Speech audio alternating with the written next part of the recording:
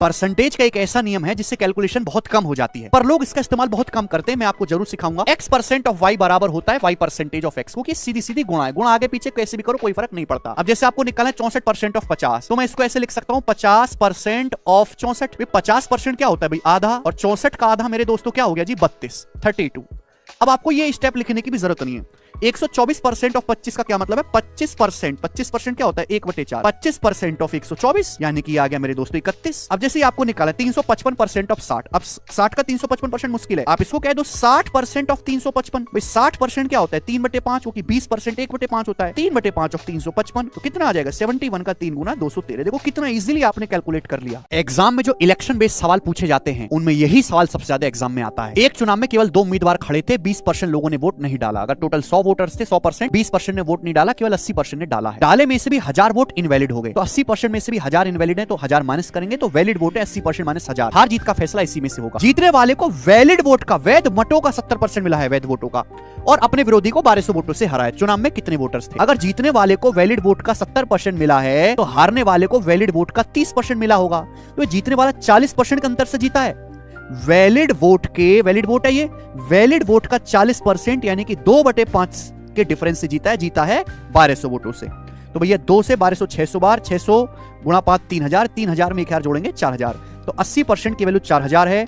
Total voter पूछा है 100% total आदमी कमाता है, खर्चा भी करता है, उसमें से बचाता भी है। कभी कभी आदमी की इनकम बढ़ जाती है तो आदमी खर्चे भी बढ़ा लेता है, तो बचत पे भी फर्क पड़ता है। इस पर बेस सवाल एसएससी में बहुत पॉपुलर है। एक आदमी की इनकम 80,000 रुपए, खर्चा 45,000 है, उसकी इनकम 16% बढ़ जाती है, खर्चा 8% बढ़ जाता है, बचत कितने परसेंट बढ़ी? एग्जैक्ट कैलकुलेशन की कोई जरूरत नहीं है। इनकम बराबर एक्सपेंडिचर प्लस सेविंग। आप रेशियो ले लो मेरे दोस्तों, किससे जा रहा है? 5 से। मेरे दोस्तों 16 बार और ये आपका 9 बार, यानी कि खर्चा 9 रुपए है तो इनकम 16 है, तो बचत होगी 7। 16 में से 9 घटाएंगे, खर्चा 8% बढ़ गया, और इनकम का मतलब एक्सपेंडिचर प्लस सेविंग 16% बढ़ गई। अगर इनकम 16% बढ़ी है तो खर्चा भी 16% बढ़ना चाहिए, बचत भी 16% ही बढ़नी चाहिए, लेकिन खर्चा बढ़ा है 8। 16 से 8 कितना कम? 8% कम है। तो 9 8 72, 72% कम है, तो बैलेंस करने के लिए 72% एक्स्ट्रा कर देंगे बटे 7 पर, तो आ जाएगा जी लगभग आपका 16 और 10 26.3% अप्रोक्स आपकी जो है बचत बढ़ जाएगी। आंसर बी ऑप्शन होगा। रिवर्स डेविएशन मेथड है, ये करो सीजल का।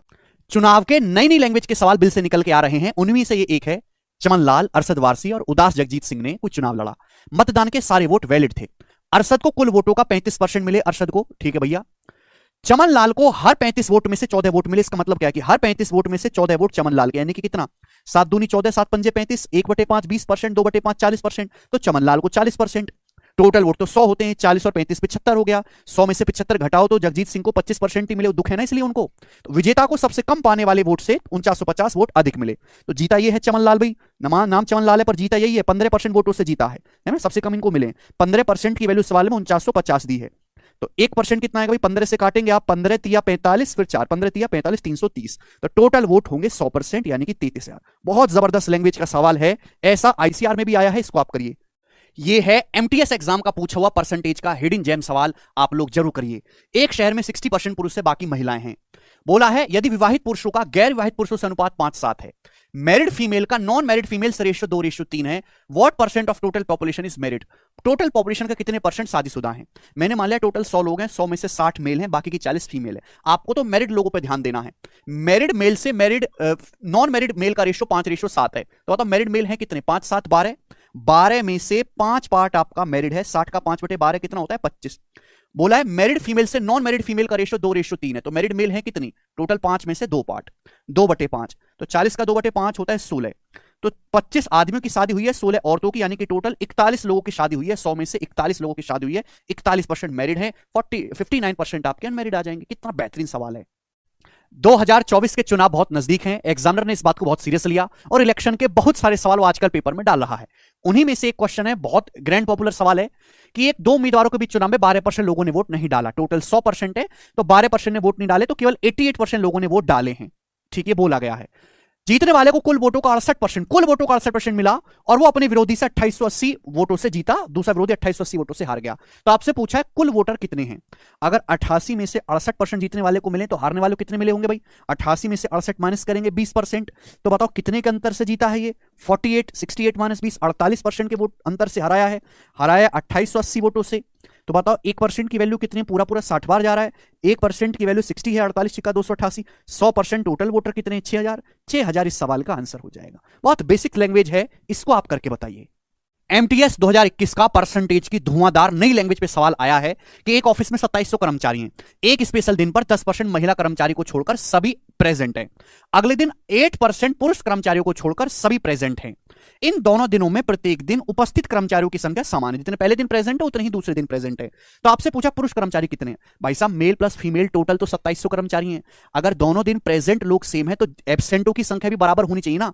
पहले दिन फीमेल का 10%, दूसरे दिन मेल का 8% एब्सेंट है, बराबर होना चाहिए। यानी कि मेल से फीमेल की संख्या का जो रेशियो आएगा वो 10/8 5/4 आ जाएगा। यानी कि टोटल हो गया जी मेल प्लस फीमेल 5 4 9। 9 की वैल्यू सवाल में 2700 दी है, 300 गुना, तो मेल भी 5 का 300 गुना 1500 हो जाएंगे कि टोटल लोग फिक्स हैं। जितने आपके मेरे दोस्तों प्रेजेंट सेम है तो एब्सेंट भी सेम होना चाहिए। बेहतरीन लैंग्वेज है। एग्जामिनर आजकल परसेंटेज का ऐसे सवाल पूछ रहा है कि बच्चों का मन खुश हो जाता है, फ्रैक्शन वाला, और ये पॉपुलर भी है। यदि किसी फ्रैक्शन के अंश में 25% की वृद्धि की जाती है, उसके हर में 10% की कमी की जाती है, तो भिन्न का मान 15/16 हो जाता है। ओरिजिनल भिन्न क्या है? माना ओरिजिनल फ्रैक्शन है x/y, x अंश है y हर है। अब अंश को 25% बढ़ाया तो कितना हो जाएगा? 125% हो जाएगा। हर को मेरे दोस्तों आपने 10% कम किया तो कितना रह जाएगा? 90% रह जाएगा। तो भी फ्रैक्शन ये बन गई। इसकी वैल्यू सवाल में क्या दे रखी है आपको? 15/16 दे रखी है। आपको यहां से x/y का मान यानी कि फ्रैक्शन की वैल्यू कैलकुलेट करके निकालनी है। तो 5 से 25 बार चला जाएगा मेरे दोस्तों, ये आपका 18 बार चला जाएगा। अब 5 × 5 = 25 और ये 5 दिया 15।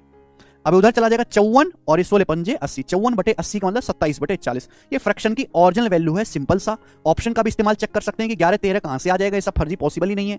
बिल्कुल ऐसा ही आप करो सिलेक्शन पोस्ट का। सीजीएल 2023 का पेपर हो गया, लेकिन उसमें जो अच्छे अच्छे सवाल हैं वो छांट के मैं आपको शॉर्ट्स में करवा दूंगा, मिनटों में। देखिएगा ये सवाल पहले भी आता रहा है परसेंटेज का। एक एग्जाम में उम्मीदवार ने 3 चरण एबीसी के लिए बैठा। पेपर ए में 75%, बी में 80% और सी में 60% नंबर आए। पेपर ए, बी और सी का वेटेज क्रम से 40, 50 और 10% है। तो आपसे पूछा है कि उसको कितना पेपर, तीनों पेपर में एक साथ कितने अंक मिले। तो जैसे मान ले कि टोटल वेटेज है 100, ए में 40, बी के 50 और सी के 10। तो ए में 40 का 75% 30 नंबर मिले, बी में 50 का 80% 40 नंबर मिले और सी में 10 का 60% 6 नंबर मिले। यानी कि तीनों सब्जेक्ट में कुल मिलाकर कितने नंबर मिले हैं? 30 40 70 76। तो 100 में से 76 उसको नंबर मिले हैं, परसेंटेज में 76%। तो ये बड़ा मजाक का सवाल है, लिखना भी नहीं है, आप यही लैंग्वेज से ही सॉल्व कर सकते हैं। ऐसा सवाल 2022 में भी आया था, आप करिए।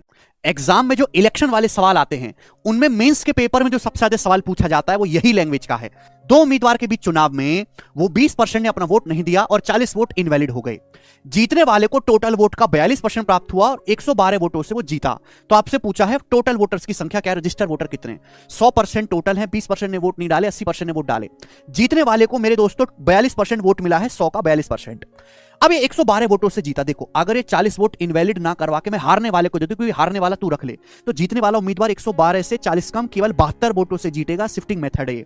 जीतने वाले को 42% मिले तो हारने को कितने मिले होंगे? 80 - 42 38%। तो जीतने वाला कितने के अंतर से जीता? 4% के अंतर से। 4% की वैल्यू 72 है, 1% की वैल्यू 18, 100% 1800 टोटल वोटर है। ये जो वोट इनवैलिड हुए इन्हें हारने वाले बंदे को दे दो तो 112 की बजाय 40 कम वोटों से जीतेगा।